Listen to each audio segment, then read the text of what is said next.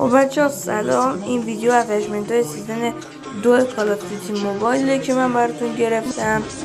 بچه ها حتما ما لایک و ساب کنین که بریم اتچمنت های مولتی رو بهتون نشون بدم. اینجا هم داشتم دنس میزدم. خب بیاین سراغ اتچمنت ها. این اسنایپ این اتچمنت USS9 برای سیزن 2 یا هم سیزن جدید که خیلی خوبه. اینو حتما بردارین، مخصوص هر رنجی هست، حتی میتونین باش رنج دورم بزنین ولی هیپ فایر نکنین. گان بعدی اینم پیستولشه که با این اتچمنت 2 تایم توی یه هیپ فایر خیلی خوب بزن. یکی از اسنایپر خوب این سیزن کوشکا هستش که با این اتچمنت میتونین رنج خیلی بالا رو وانشات کنین و اگه جرفی گان خیلی قویه تو این سیزن. این اتچمنتش برای رنج دوره. هیپ فایر هم اگه میزنین باید تو رنج نزدیک بزنین. M13 از نظر خودم بهترین گان تو این سیزن همینه که مخصوص رنج دوره. نه بیشترش مخصوص رنج دوره، ولی این گان که اسمش یادم رفته مخصوص رنج نزدیکه. من میگم اینو باید با رنج نزدیک هم میشه ایم گیری بزنی هم هیپ فایر. 117 هم که سلطانه تو هر جا باید باشه. بچه ها میتونین کلاسیک ردانتشو بردارید، این رداتشو بردارید و اینجا اشتباهی دستم خورد و میتونین برین یه دونه یا پرک FMJ بذارین یا اینکه برین روی اینو بذارین که کنترل گانتون رو بهتر کنه. ولی من خودم ترجیحاً ایمو ترجیح میدم. و اسنایپر این سیزن که لوکاس هستش خیلی خوبه. بچه ها حتما با این اتچمنت برش دارین. هیپ فایرش خیلی خوب نیست ولی خوبه.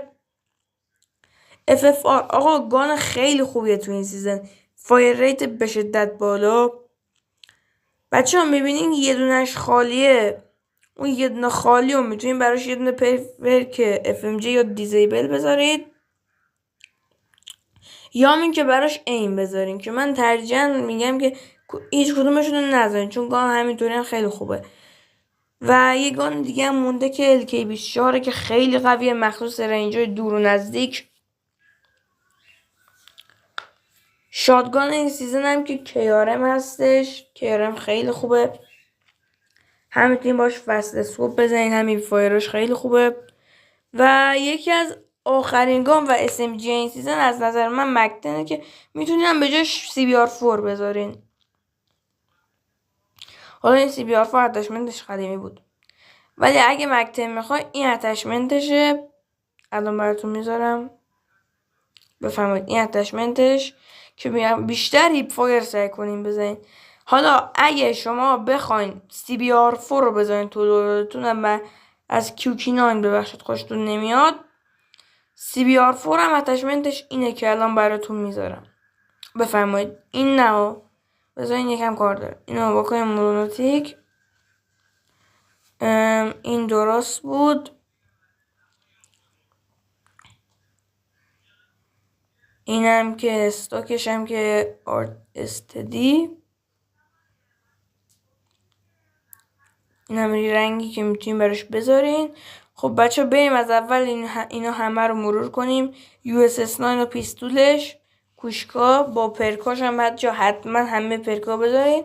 AK47 M13، این گانه AK117 و پیستولش، لوکاس، FFR، LK24، KRM، CBR4. اینا اتچمنت خوبه ولی من قبلش مثلا یه دونه تایپ 19 گذاشتم تو لوداتم که خیلی شخمی بود. یعنی شخمی در حد خدا، یعنی انمی رو میزدی انمی با تن بود بهت بیلاخ میداد. اتچمنت بدی بود. اونا تایپ 25 اصلا برنهارین. آقا ما رو حتما لایک و ساب کنید تا از ویدیو ما با خبر باشید و خدافظ.